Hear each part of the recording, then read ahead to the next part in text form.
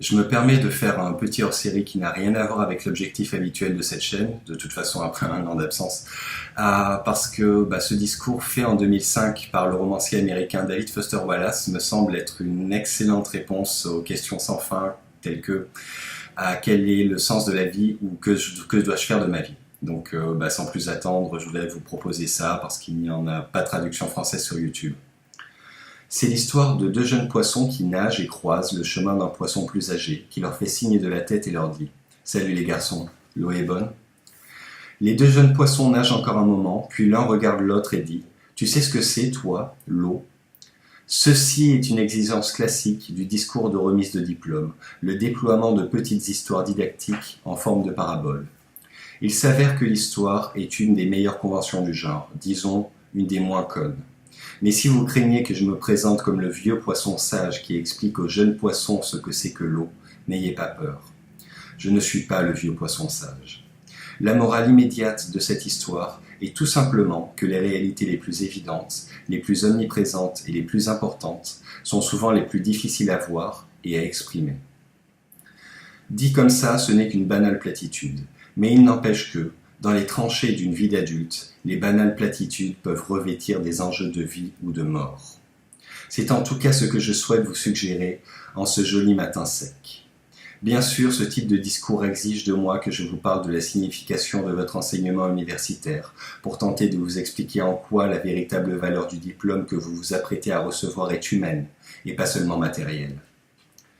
Parlons donc du cliché le plus répandu dans le genre du discours de remise de diplôme, à savoir qu'un enseignement universitaire ne consiste pas à vous gaver de connaissances, mais plutôt à, je cite, « vous apprendre à penser ». Si vous êtes comme moi quand j'étais étudiant, vous n'aimez pas entendre ça, et vous vous sentez presque insulté par l'assertion d'après laquelle vous avez besoin qu'on vous apprenne à penser, dans la mesure où votre admission dans un établissement de cette qualité semble prouver que vous savez déjà penser. Mais je vais postuler que le cliché de l'enseignement universitaire n'est, au fond, pas du tout insultant, car, dans un lieu comme celui-ci, nous sommes censés recevoir une éducation à la pensée qui ne s'adresse pas avant tout à la capacité de penser, mais au choix de ce à quoi penser. Si votre complète liberté de choix quant à l'objet de vos pensées vous semble bien trop évidente pour qu'on perde notre temps à en parler, je vous demanderai de penser aux poissons et à l'eau, et de mettre quelques petites minutes entre parenthèses votre scepticisme concernant la valeur des évidences. Voici une nouvelle petite histoire didactique. C'est l'histoire de deux types assis dans un bar en plein milieu des étendues sauvages d'Alaska. L'un est croyant, l'autre est athée, et ils débattent de l'existence de Dieu avec cette intensité particulière qui s'installe aux environs de la 4e bière. Et l'athée dit « Écoute, c'est pas comme si j'avais aucune raison fondée de ne pas croire en Dieu. C'est pas comme si j'avais jamais essayé tous ces trucs de prière et de Dieu. Tiens, le mois dernier, un blizzard atroce m'a éloigné du camp. Je voyais rien, j'étais paumé. Il faisait -50. Et alors je l'ai fait, j'ai essayé. Je me suis mis à genoux dans la neige et j'ai crié « Mon Dieu, s'il y a un Dieu, je serai perdu dans le blizzard, je vais mourir si vous ne m'aidez pas. » Et là, dans le bar, le croyant regarde l'athée, perplexe. « Alors tu dois y croire maintenant, il dit. Après tout, t'es là, t'es vivant. » L'athée lève les yeux au ciel comme si le croyant était un crétin. Non, mon pote. Tout ce qui s'est passé, c'est que deux Esquimaux sont passés par là et m'ont indiqué la direction du camp. Il est facile de passer cette histoire au filtre d'analyse classique des sciences humaines. Une expérience rigoureusement identique peut signifier deux choses totalement différentes pour deux personnes différentes, selon leurs différentes structures de croyances et leur manière de construire les significations à partir de l'expérience. Vu que nous sommes attachés à la tolérance et à la diversité des croyances, à aucun moment nous n'affirmerons dans notre analyse de sciences humaines que l'interprétation d'un des types est vraie et que celle de l'autre est fausse ou mauvaise. Et c'est très bien, sauf que nous ne nous demanderons jamais non plus d'où viennent ces structures de croyances individuelles, c'est-à-dire d'où elles viennent à l'intérieur de ces deux types. Comme si les orientations les plus élémentaires d'une personne à l'égard du monde et la signification de ses expériences étaient automatiquement programmées, comme la taille ou la pointure, ou puisées dans la culture, comme le langage. Comme si notre manière de construire les significations n'était pas, en fait, un choix personnel et intentionnel, une décision consciente. Et puis il y a la question de l'arrogance. Le non-croyant a une confiance absolue, odieuse, dans son rejet de la possibilité que les Esquimaux aient quelque chose à voir avec sa prière. C'est vrai, il y a aussi plein de croyants qui affichent une certitude arrogante de leurs propres interprétations. Ils sont peut-être encore plus rebutants que les athées, en tout cas pour la plupart d'entre nous ici, mais toujours est-il que le problème du dogmatisme religieux est exactement le même que celui de l'athée dans notre histoire. L'arrogance, la certitude aveugle, une fermeture d'esprit qui emprisonne au point que le prisonnier ne sait même pas qu'il est emmuré. Ce que je veux dire, c'est que le mantra des sciences humaines de « m'apprendre à penser » signifie en partie être un tout petit peu moins arrogant, avoir une perception critique de moi-même et de mes certitudes. Parce qu'un énorme pourcentage des trucs dont j'ai tendance à être certain se révèlent complètement faux et illusoires. J'ai appris ça à mes dépens, comme je prédis que vous le ferez. Voici un exemple de la fausseté de quelque chose dont j'ai tendance à être automatiquement certain. Dans mes expériences immédiates, tout concourt à ma croyance profonde que je suis le centre de l'univers, l'être vivant le plus réel, le plus vif, le plus important. Nous pensons rarement à cet égocentrisme naturel, fondamental, car il est repoussant sur le plan social, mais pourtant, il est pratiquement identique chez nous tous, au fond de nous. C'est notre configuration par défaut, programmée dans notre carte mère le jour de notre naissance. Réfléchissez-y. Vous n'avez jamais vécu une expérience dont vous n'étiez pas le centre parfait. Le monde, tel que vous le percevez, est là, devant vous, ou derrière vous, à gauche ou à droite de vous, à la télé, peu importe. Vous avez besoin que les pensées et les émotions des autres vous soient communiquées d'une manière ou d'une autre, mais les vôtres, elles, sont immédiates, urgentes, réelles. Mais je vous en prie, n'ayez pas peur, je ne vais pas vous prêcher la compassion ou l'altruisme ou de prétendues vertus.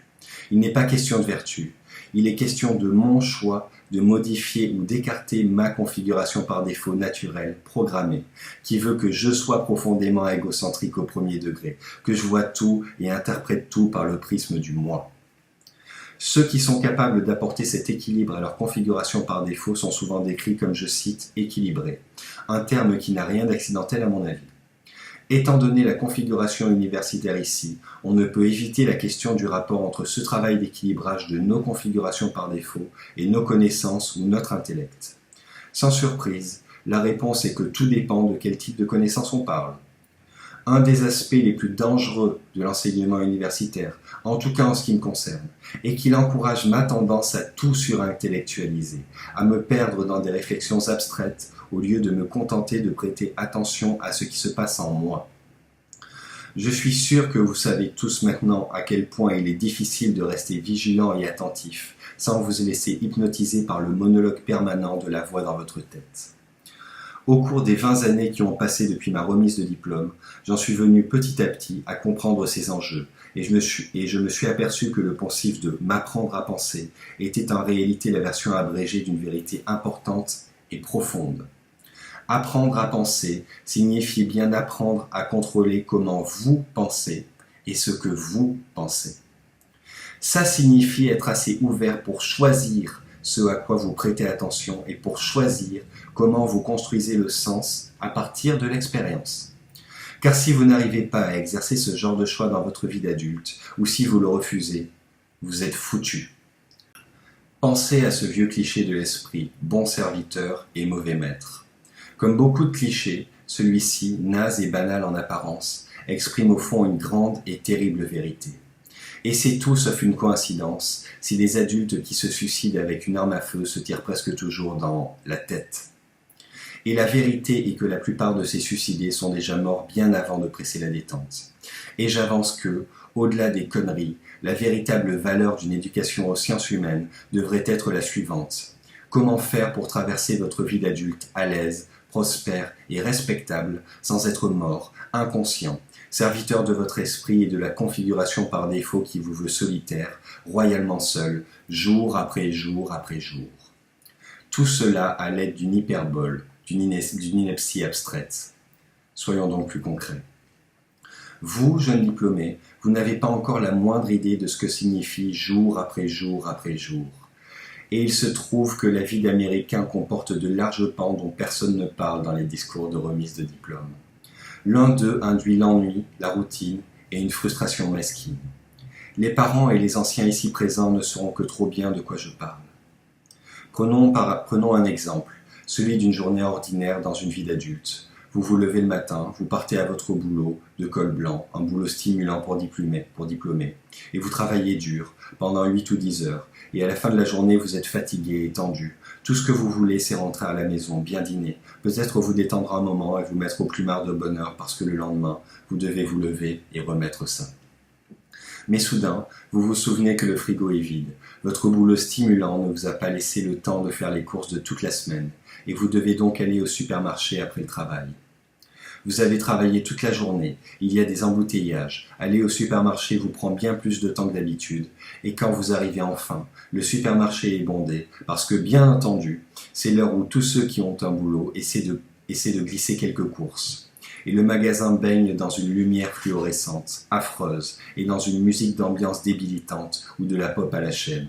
En gros, c'est le dernier endroit où vous avez envie d'être, mais vous ne pouvez pas y faire juste un saut et en ressortir tout de suite. Vous devez tourner dans les immenses allées aveuglantes pour trouver les trucs dont vous avez besoin. Vous devez manœuvrer votre chariot boiteux entre d'autres gens fatigués, pressés. Et avec un chariot, et bien sûr il y a aussi l'ascenseur glacial des plus âgés ou des plus défoncés, et les gamins hyperactifs qui bloquent les allées. Et vous êtes obligé de serrer les dents et d'essayer d'être aussi poli que possible quand vous leur demandez de vous laisser passer. Et enfin, vous avez trouvé toutes les courses pour le dîner. Mais là, vous vous rendez compte qu'il n'y a pas assez de caisses ouvertes, bien que ce soit l'heure de pointe. Et que du coup, la file d'attente n'en finit pas. C'est idiot et rageant, mais vous ne pouvez pas passer vos nerfs sur la caissière affolée qui croule sous un travail dont l'ennui et la vacuité dépassent notre imagination à tous ici, dans cette université prestigieuse. Quoi qu'il en soit, vous arrivez quand même à la caisse. Vous payez vos achats et l'on vous souhaite une bonne journée d'une voix qui est celle de la mort. Ensuite, vous devez trimballer vos saletés de sacs en plastique glauque dans votre chariot avec sa roue désaxée qui tire à gauche comme une folle à travers tout le parking encombré, accidenté, sale, et essayer de ranger les sacs de sorte que tout ne se renverse pas dans le coffre sur le chemin. Et après, vous devez rentrer chez vous à 2 à l'heure, au milieu des gros 4x4, à l'heure de pointe, etc., etc. Je sais que chacun d'entre vous ici a déjà fait ça. Mais ça ne fait pas encore partie de votre routine quotidienne de jeune diplômé, jour après semaine, après mois, après année. Mais ça viendra, en même temps que plein d'autres habitudes ennuyeuses, pénibles et en apparence vaines. Sauf que ce n'est pas ce qui nous intéresse. Ce qui nous intéresse, c'est que ce genre de conneries mesquines et frustrantes est le moment exact où le travail de choix entre en jeu. Les embouteillages, les allées bondées, les files d'attente me donnent le temps de penser. Et si je ne décide pas comment penser et à quoi prêter attention, je serai énervé et j'aurai le cafard chaque fois que j'irai faire les courses, parce que ma configuration par défaut veut que ce type de situation tourne autour de moi, de ma fatigue, de ma faim, de mon désir de seulement rentrer chez moi. Et bientôt, partout, tout le monde se mettra sur mon chemin. Et bordel, c'est qui tous ces gens sur mon chemin ? Et regardez-les, ils sont presque tous moches dans la file d'attente avec leur air bête et bovin, l'œil vide, à peine humain. Et ils sont pénibles et mal élevés, ces gens qui hurlent dans leur téléphone au milieu de la file. Et tout ça, c'est une injustice profonde et personnelle. J'ai travaillé dur toute la journée, je meurs de faim, je suis fatigué. Je ne peux même pas rentrer chez moi pour manger et me détendre à cause de tous ces gros connards de gens. Ou sinon, si ma configuration par défaut a adopté une forme plus consciente socialement, plus science humaine, je peux passer mon temps dans les embouteillages à enrager contre les énormes 4x4, les Hummers et les pick-up ridicules qui encombrent les voies et engloutissent leurs 200 litres de carburant, inutiles égoïstes.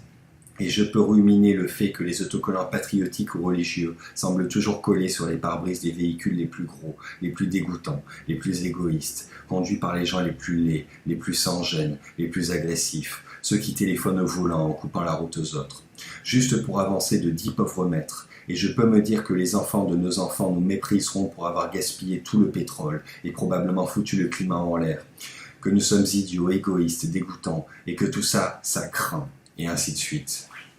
Bon, si je choisis de penser comme ça au supermarché et sur la route, très bien, on est nombreux à le faire. Sauf que ça a tendance à être si facile et si automatique que ça n'a même plus besoin d'être un choix. Penser comme ça, c'est ma configuration par défaut.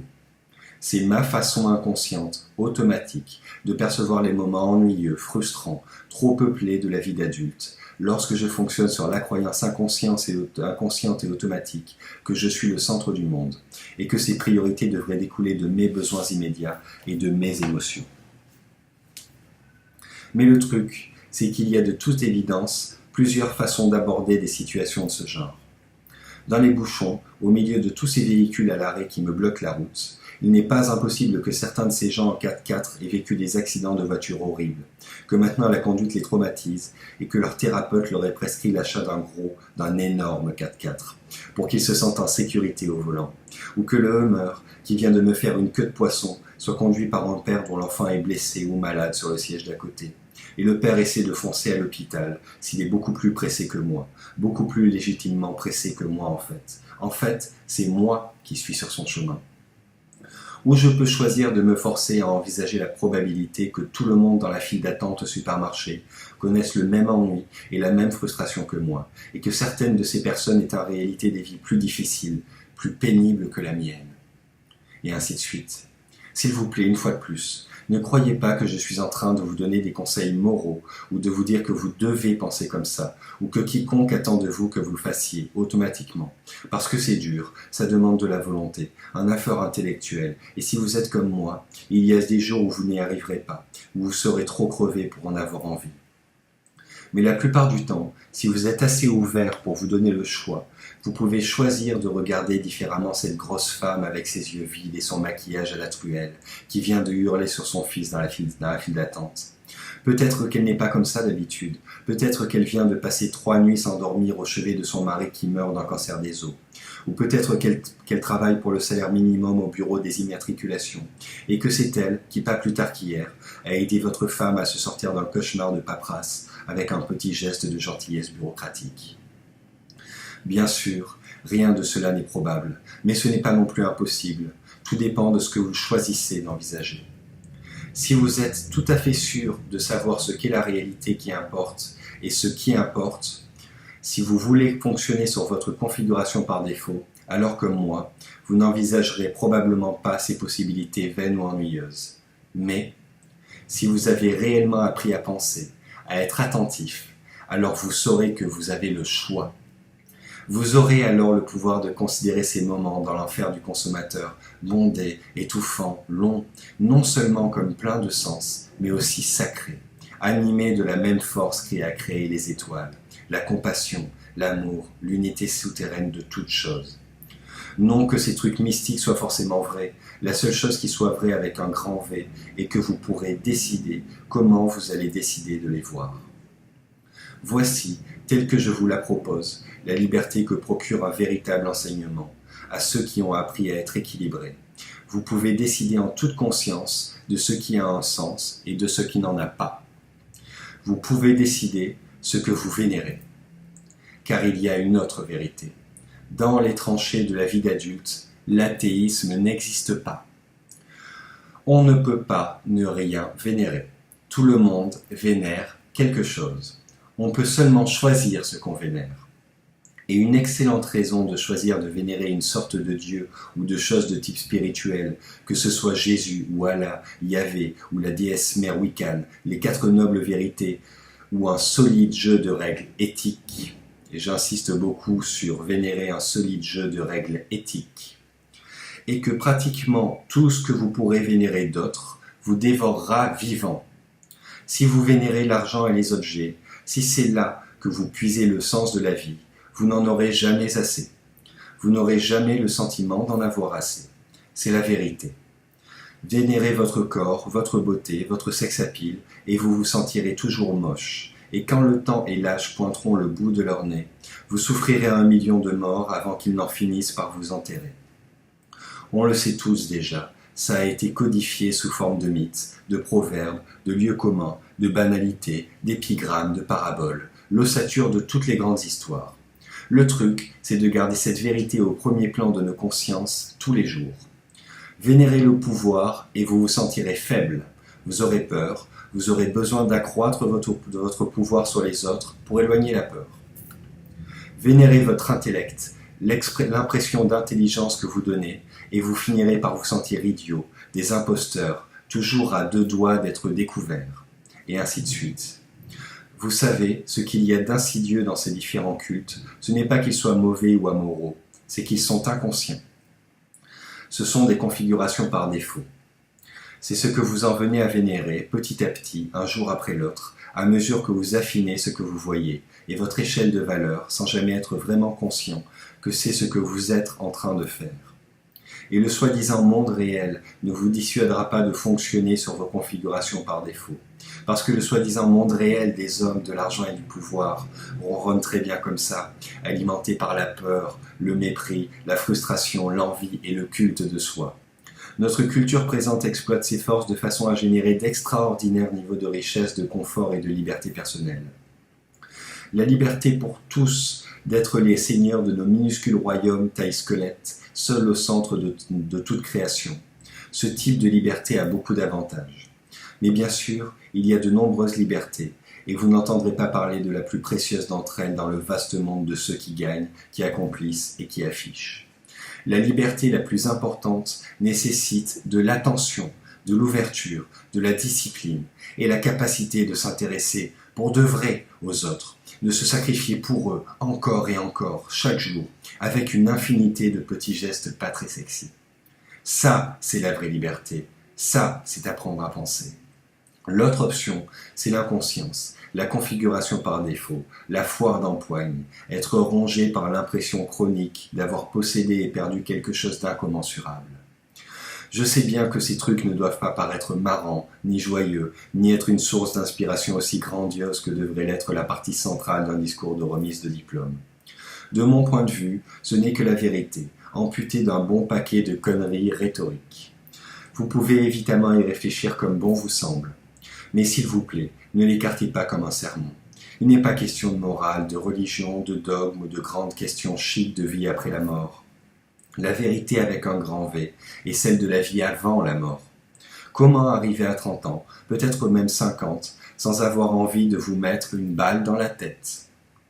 Voilà la valeur d'un véritable enseignement, qui n'a rien à voir avec les notes ou les diplômes, et tout à voir avec la simple ouverture, l'ouverture à ce qui est réel et essentiel, si bien caché sous nos yeux, tout autour de nous, que nous devons nous répéter tout le temps. C'est de l'eau, c'est de l'eau, c'est de l'eau. Ces Esquimaux pourraient être bien plus que ce qu'ils semblent être. C'est incroyablement difficile de faire ça, de vivre conscient en adulte, jour après jour après jour, ce qui signifie qu'un autre grand cliché est vrai. Votre éducation est le travail d'une vie, et elle commence maintenant. Je vous souhaite bien plus que de la chance.